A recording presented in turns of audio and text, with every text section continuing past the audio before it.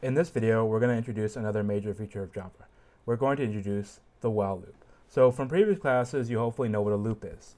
A loop is something you put in a program to make it do the same thing multiple times, right? The while loop is the simplest way we have in Java to get that behavior.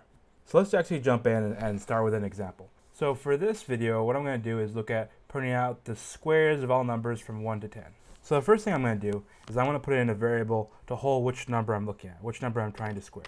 So let's just call it I, and we'll start at 1, right? That's the first number I want to print out. I want to print out the square of 1. The first thing I'm going to do is type in the word while, which is how I indicate to Java that I want a while loop in my program. Once I type in the word while and that first parenthesis, I need to put in a Boolean expression that tells Java how long I want to loop for, right? You can't just loop forever. What is the thing that tells you you're done? And here I'll enter in I less than 11, right? So I'm going to keep on looping until I gets to be just under 11, right? I want to go up to 10, and that's how far I'll print. Now I'm going to add in my curly braces. Open curly, close curly, right? And this indicates the code that's in my while loop, right? The stuff I'm going to repeat a bunch of times. My goal was to print the square of each of these numbers. So let me go ahead and put in a print out statement to show that information. So let's just write print I times I. The next thing I need to do for I is put in an incrementer. I need to make sure that I changes. If I don't update I, if I don't have something like this, and we'll look at that in a second, if I don't have anything like that, then I will be the same thing, right? I is initially 1, we'll enter the while loop, we'll print out I times I, which is just 1 times 1, and then it'll repeat, right? Because this is a loop, so it'll go back, check that Boolean expression, that Boolean expression will end up being false, right? Because I would still be 1, and then it would print out the same thing, I times I again, right? 1 times 1. And that would just repeat a bunch of times. It would just keep on squaring the number 1. That's not what we want though, right? We want that number to change. We want to go 1, 2, 3, 4, 5, 6. So what we'll do in here is we'll add this line, I++, which is an incrementer. It says whatever value is in I, increase it by 1. This is actually the same as us writing I equal I plus 1, right? Increase the value of I by 1. So now that I've written this, I should have a program that works. And we should see that same thing happening a bunch of times, right? We should be squaring numbers a bunch of times. And that's what we get here, right? 1, 4, 9, 16, 25, 36, and so on, right? So we're squaring all those numbers. One of the nice things about loops is that they're easy to extend. Let's say I want to print all the squares of everything up to 20. Well, instead of having to write a ton more code, right, adding a bunch of lines, I just have to go over here to my Boolean expression, right, the thing that controls when my while loop is done, and change 11 here, right? So if I change this to 21, right, I less than 21, it's going to do the same thing, right? It's going to square all those numbers, but it's going to square from 1 to 20. So in this case, I have all this extra functionality available to me, right? I can kind of scale this however I want because it's in a loop. So I'm just able to repeat stuff easily. Let's go ahead and try our hands at a more complicated example. We're actually going to do the example from the chapter in the book, which is taking the average of a bunch of numbers that the user enters. The first thing I'm going to do, though, is clean up my workspace. I'm going to get rid of the old code. And I also have these packages here. I don't actually need the I/O one. I'll just need the scanner. So the first thing I'm going to do is create a couple variables and a scanner. My goal is to be able to read these values from the user, add them all up, and then average them. To get information from the user, I need to have a scanner. So I'll start with that, scanner equal new scanner.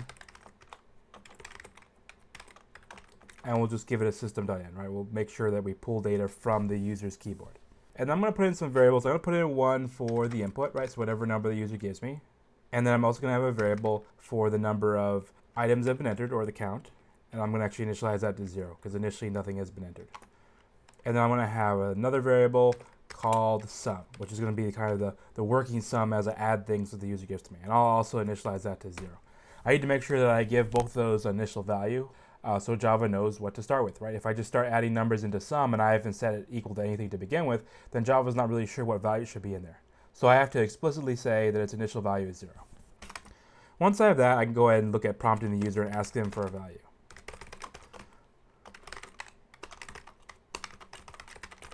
So we'll just give this message here, and we'll tell them type 0 to exit, right? Because we don't want them to enter all numbers all day, right? At some point, they're going to have entered in everything they want, and they want to just know what the average is for that. And then we're going to use a scanner to get the input from the user.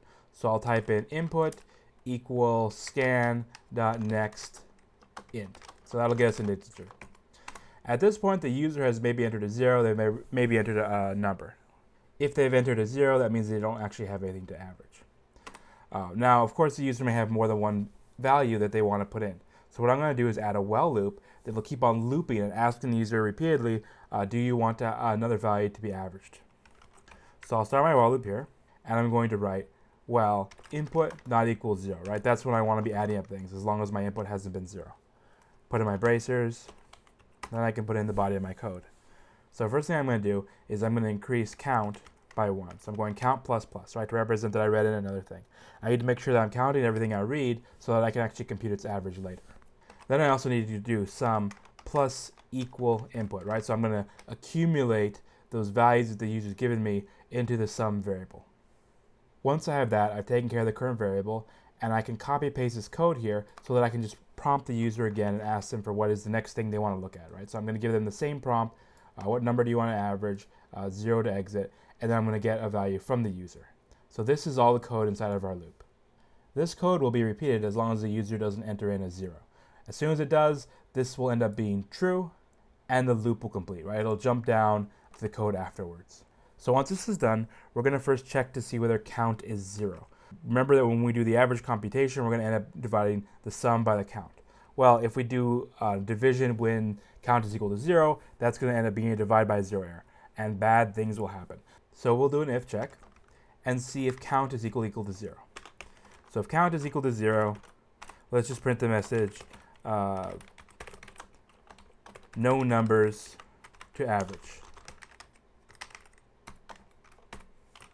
So this is kind of our warning message. The user's done something not quite right.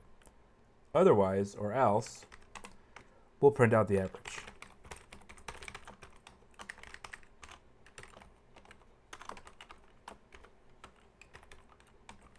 And so here I'm just using the standard formula, sum divided by count. I'm not quite done here though.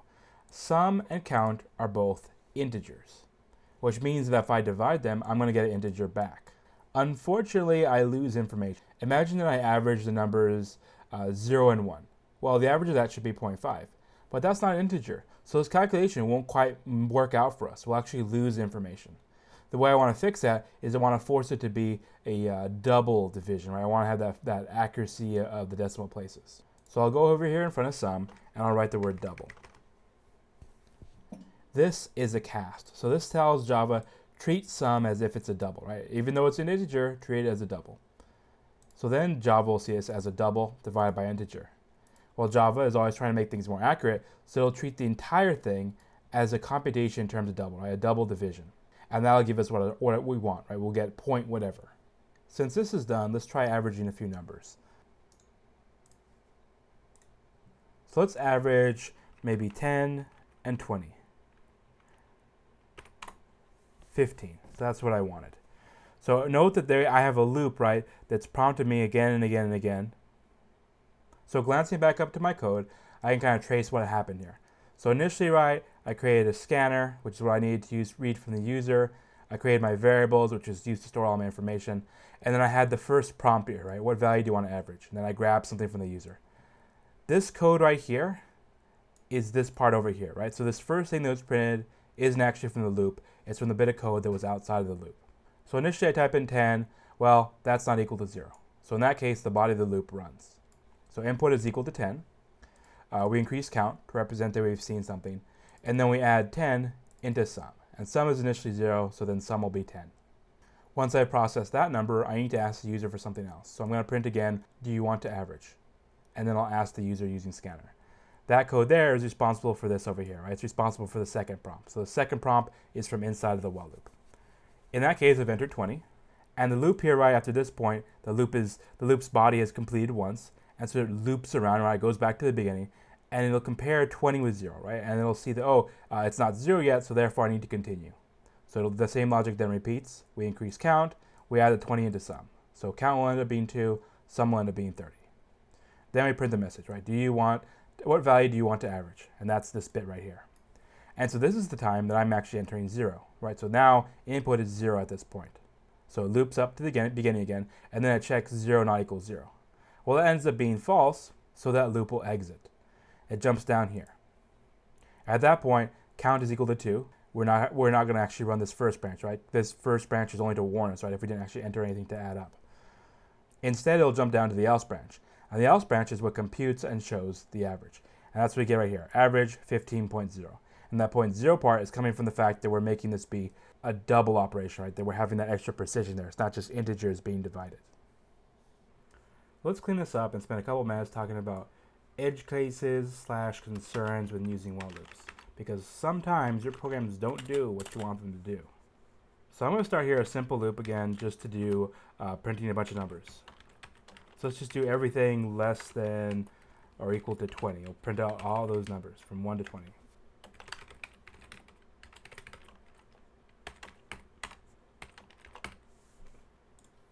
We'll compile this, run it, and everything looks fine. We see the numbers from 1 to 20. But let's suppose we wrote our code a little bit differently. Let's suppose instead of writing I++, which is adding 1 to I every time the loop runs, we had I minus minus. Let's compile this and see what happens.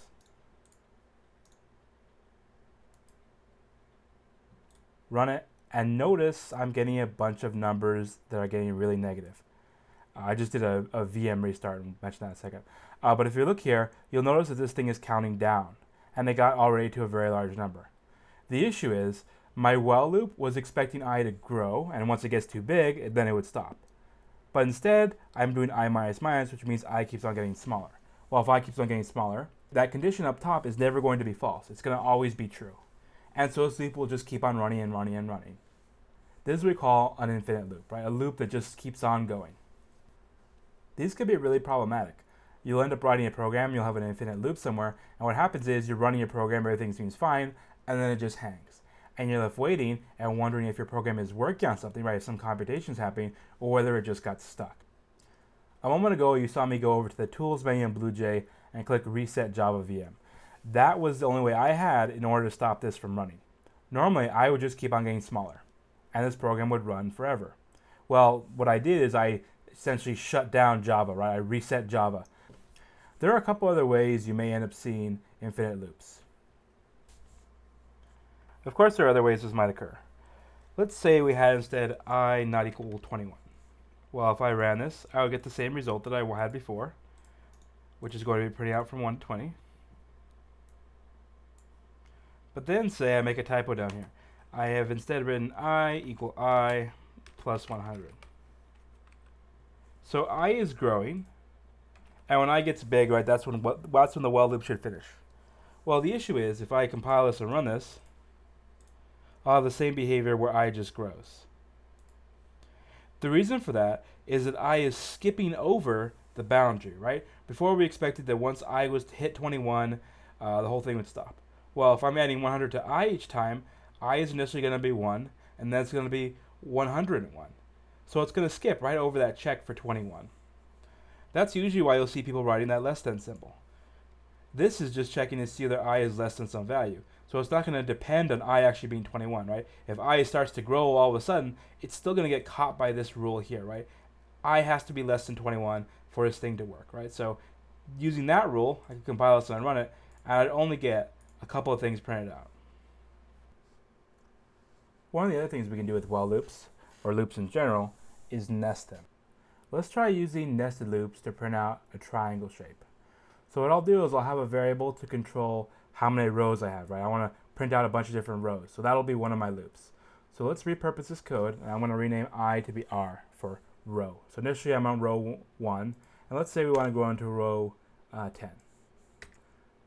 And let's just put in some little simple code here. We'll just print out some stars. I need to undo my bug from before. So R++. Let's compile this, run it, and hopefully we get 10 rows all that have 4 stars in them. So this is what a single loop can do, right? We can do the same thing a bunch of times. What we mentioned before is we want to use actually a nested loop. That'll give us something that looks like a triangle shape. So I'll go inside and add a second loop. And this one I'll call columns.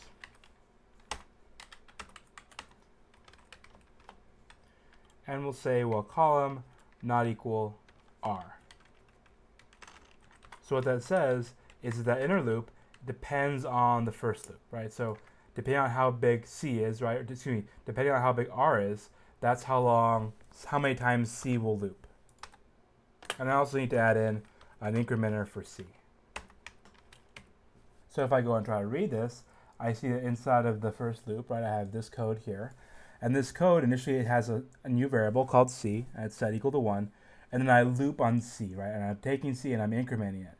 And C, I'm going to loop based on how big R is, right? So if R is really small, this won't loop a whole lot. But if R is big, this will loop multiple times. And every time this inner loop runs, right, it's going to print out a single star. And you may notice in here that I'm using print, which is the method that will not put a blank line after the string that I've displayed out to the user. So this will print a bunch of stars for each row based on how deep it is, right? What row it is, right? The nth row, or the rth row, I should say. And once we printed out the row, we're going to actually have a printLN statement, which finishes the line by putting in the return key. Before I compile this, I'm going to jump back up here and put a semicolon after this variable. Otherwise, Java will complain. We'll go ahead and run this. I notice that now we get a triangle. This is now going to be 10 rows over here, right? That's how many times my outer loop ran. And then the inner loop, right? The inner loop, how many times it repeats is dependent on how deep that first loop is, right? So initially, right, R is equal to 1, R is equal to 2, R is equal to 3, R is equal to 4. Depending on what that value of R is, it's going to print out 1 star less than that, right? And as that increases, this will grow. And that gives us the overall triangle shape that we wanted. One final thing to know about while loops is that there are 2 additional commands that can be used inside of them to control how they work. And those are the break and continue statements. Break statement, if you put it in a while loop, it's a command that says leave the well, right? So if I had refactored my code real quick and I had the word break here, this is a way that the loop would just exit, right? So even though this condition may not be true, if I have a break statement instead of my well, it'll exit out of that well loop.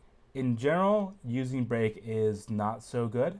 It can make your code very hard to read, right? People end up having to search your code and try to figure out if you have any break statements that can all of a sudden get out of that while loop without that condition being satisfied. The other keyword is continue. So continue is similar to break, but it doesn't actually exit out of the whole loop.